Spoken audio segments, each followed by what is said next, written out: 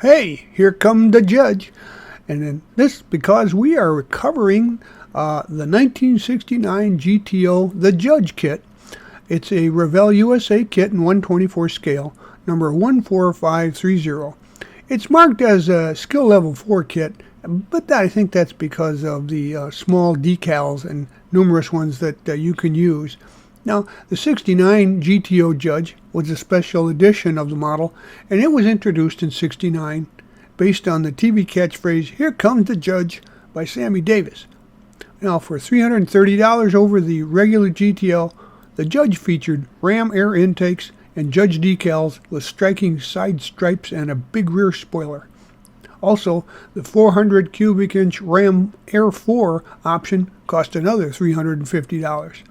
Altogether, they sold over 6,800 units. Now, this kit was originally released by Monogram in 1982, and then it could be built as both a 68 or a 69 GTO. But in this kit, there's a few parts for the 68 left on trees, but not enough to build an accurate 68 version. There's 63 pieces in the kit, and they're molded in white, chrome, and clear. And there weren't too many problems assembling the kit, other than a little issue with the hood. Now, when you're done, it's about 8.5 inches long, 3 inches wide, and 2¼ inches high.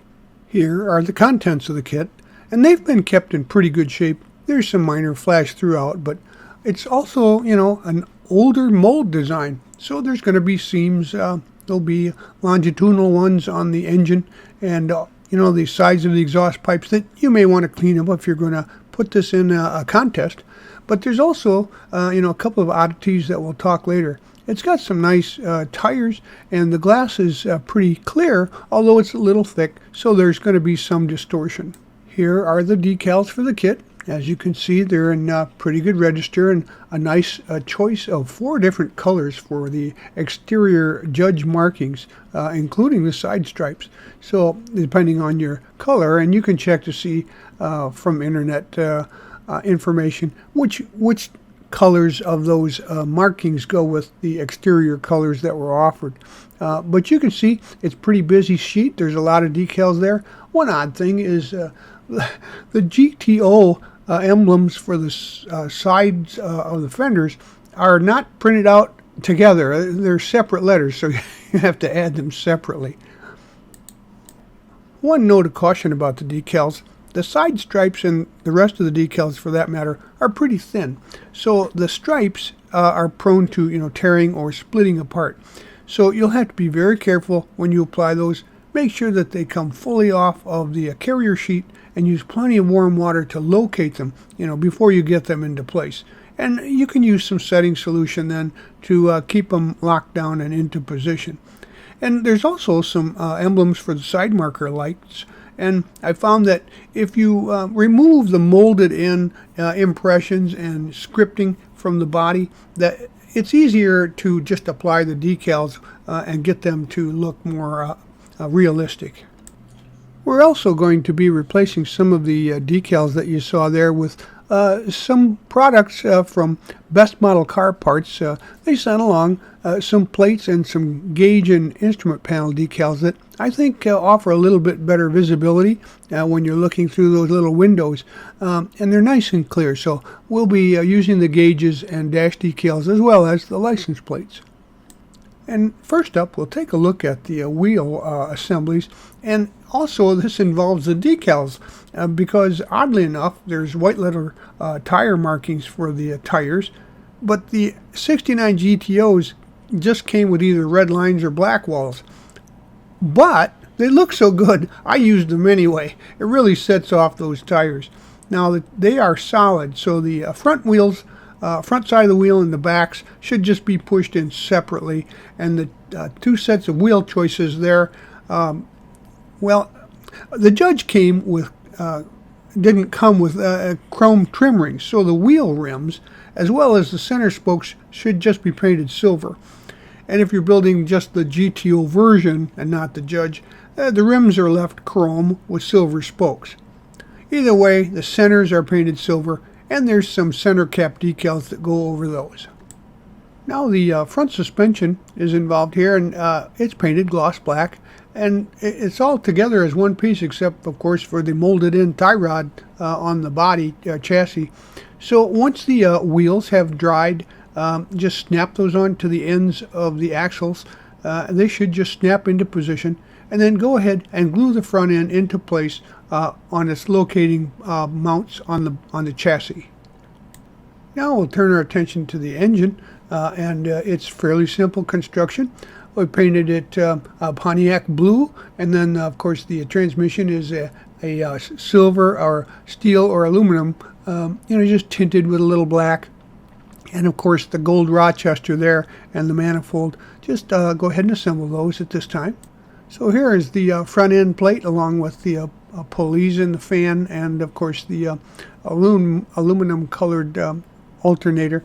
And go ahead and assemble those. And by the way, remember, you have to scrape off any glue or paint from surfaces that you want to glue together, or they won't really stick very well. Now you see the distributors in place there behind the carb, and also we're going to add the rest of these components, and the cylinder heads are also Pontiac blue. We've got chrome valve covers there and steel colored exhaust, so we'll go ahead and assemble those at this time. And here's the basic look and build of the engine, and you see there's also a couple of decals that are placed onto the chrome valve covers there on each side. But it's a nice clean looking representation of the 400 CID engine, and once you get that built, set it aside to dry. This review is brought to you in part by Ryder's Hobby Shops, where the fun begins. Stop in to one of Ryder's 2 convenient Michigan locations where you'll find a full range of the latest hobby products, supplies, parts, tools, and paint. Now we're going to show you a little bit of the oddities here. You see that blue arrow? That's pointing at the stable, or the tie rods that I mentioned earlier, and you're going to leave that there. Don't cut it off. But there's some radiator parts here that you will need. The red lines indicate the cut lines, and you're going to cut the radiator hose and the face there of the radiator surround. We're going to cut that out as well. So we'll need those for our next step, and we'll get back to the body later. Here you see that part that we just chopped out of the chassis, and it's painted gloss black just like the rest of the radiator bracing there. So we'll get those ready for installation. Now with the frame painted gloss black as well and dried, and the engine bay parts in place from the radiator shroud there, we're going to add the engine to its mounts. Just locate those and use some good strong glue after you scrape off the paint and mount that engine. Here are the parts for the rear suspension and exhaust, and you can see the exhaust has been painted aluminum, and the tires have had the raised white letters applied, decals that is. And as you can see, we've picked out the details on the rear axle there with some gloss black, and the drive shaft is a steel color. And now we can assemble the two halves of the rear axle and then scrape the paint off where they are attached to the chassis on the springs, etc.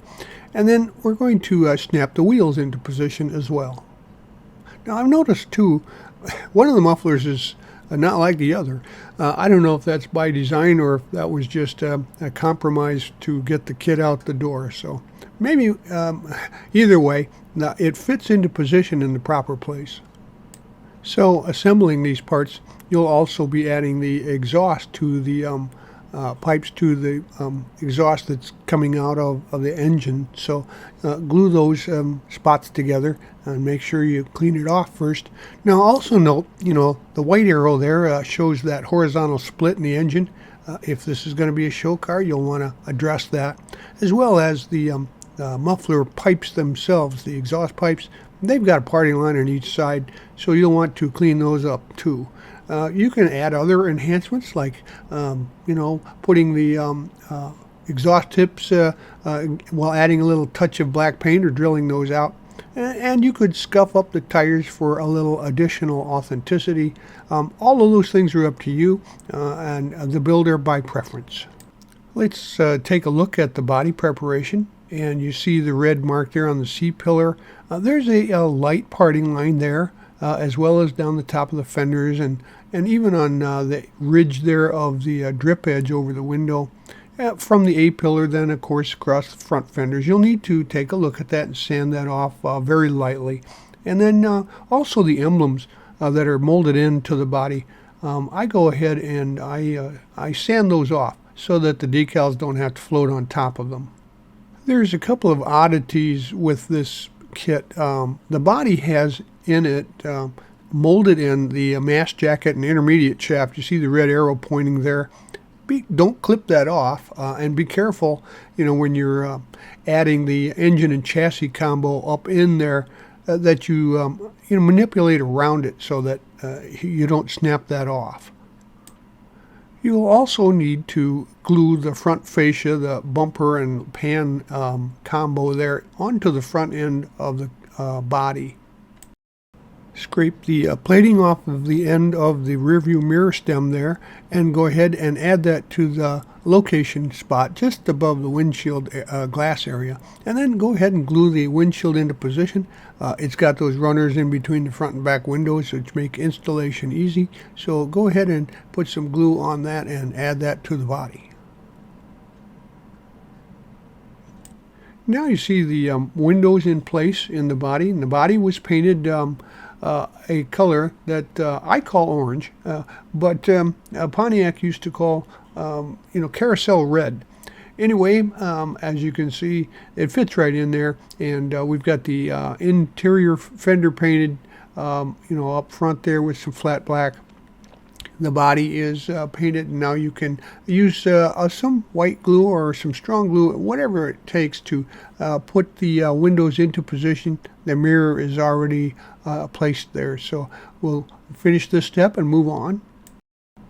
I used a little foil there, adhesive foil, to trim the windshield and the backlight frames, and note that the master cylinder and the wiper motor are steel color, and they are added to the firewall.